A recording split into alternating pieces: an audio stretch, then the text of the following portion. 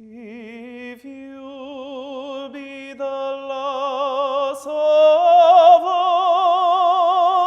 a crumb, as I'll take it you mean to be, tell me the first token that passed between you and me. All of Joyce's work is so rooted in music, draws so heavily on music, has obviously its own musical qualities, and that reflects absolutely the world that he grew up in. Public performance, a world where everybody had a party piece, constant attendance at operas. That was absolutely part of the fabric of Irish society. Joyce had a wonderful tenor voice himself. His father was a great singer and he encouraged his children in music. And it's possible that Joyce could have become a professional singer himself. He competed in the Feis Ceoil and he supposedly could have come first, but he refused to do any sight reading. And so he ended up getting a bronze medal. And this was perhaps something that followed him throughout his life, this idea that he could have been a musician. Nora, his wife, Nora Barnacle, supposedly said that, you know, it would have been better if Joyce had stuck to the music in terms of the finances of the family, that they would have done better. But instead of becoming a musician, he allows music to infiltrate all of his texts.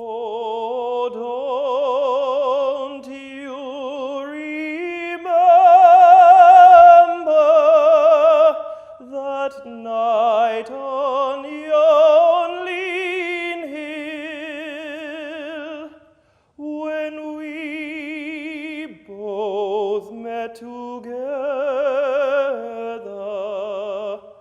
which I'm sorry now to tell. The house itself was associated with music for Joyce. The great aunts ran a finishing school there, and music was a major part of what they taught. So that element was there right from the very beginning. One of the things Joyce is doing is showing how the Dublin at the start of the 20th century was just infiltrated with music, and that it was very much part of the social life to know who the latest tenor who was singing on the operatic scene was, to be aware of Moore's melodies and to have a good knowledge of both Irish music and European music at the time. It was very much a common language.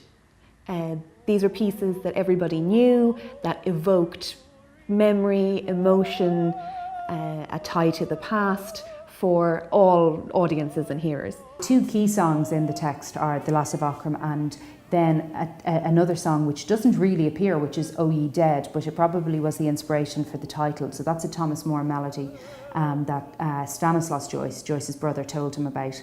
And it's an idea of the living and the dead speaking to each other, and a sort of jealousy that's there from the dead about the living. So you can see that even though it's not appearing in the text, thematically it's very important in terms of Michael Furey's feelings about Gabriel and Gabriel's feelings about Michael Furey.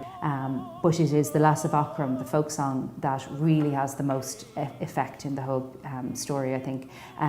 Not only in terms of its sort of a catalyst to the final events in the story, but also the aesthetic, this idea of the old Irish tonality that comes through in the final passages.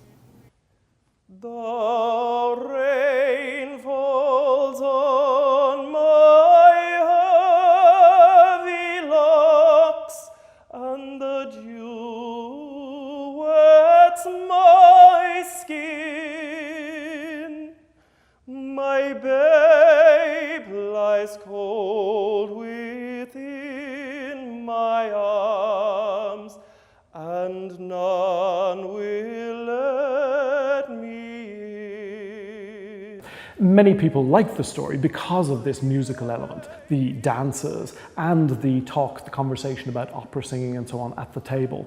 But if you look at it in a little more detail, it begins to become a little bit unusual. You have the dances, which are a wonderful, vivacious part of the story, but they're all military dances. And on the other hand, you have this wonderful discussion of music that centres on a whole load of dead singers. So as I say, Joyce presents us with wonderful, colourful, kind of chocolate box elements, like the dancing and the talk about singers. But then he undermines it a bit by throwing in these other elements as well. All of this wonderful musical life that's discussed in the story is already in the past and is already part of the dead, if you like. Those last few paragraphs, there's a constant repetition of the same words over and over, whether it's faintly falling, falling faintly, or whether it's dark, or whether it's softly. The same words are being used over and over, and we think, this is considered one of the greatest passages in literature, and yet Joyce is using a very meagre quantity of words.